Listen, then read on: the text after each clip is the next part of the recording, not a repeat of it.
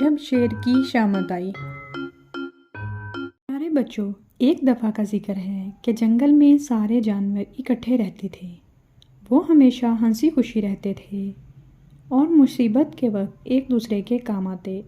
جب رات کا اندھیرا چھانے لگا تو پرندے اپنے اپنے گھونسلوں میں آنے لگے۔ تمام جنگل کے جانور اپنے اپنے ٹھکانوں پر لوٹنے لگے۔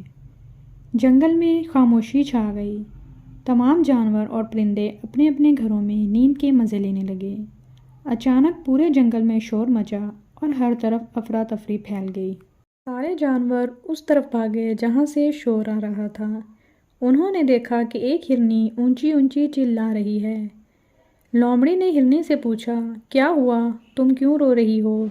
ہرنی نے کہا، میں اپنے بچوں کے ساتھ سو رہی تھی، نہ جانے شیر کہاں سے آ گیا اور میرے بچے کو لے گیا۔ لومڑی نے کہا، جنگل کا بادشاہ ایسا نہیں کر سکتا۔ لومڑی نے جا کر جنگل کے بادشاہ سے پوچھا۔ جنگل کے بادشاہ نے کہا، میں نے ایسا نہیں کیا، یہ کسی دوسرے جانور کی حرکت ہے۔ اگلے دن سارے جانوروں نے مل کر ایک منصوبہ بنایا کہ آج رات کو ہم چھپ کر دیکھیں گے کہ یہ کس کی حرکت تھی۔ رات کو شیر بکری کے بچے کو اٹھانے کے لیے اس کے گھر کے قریب پہنچا۔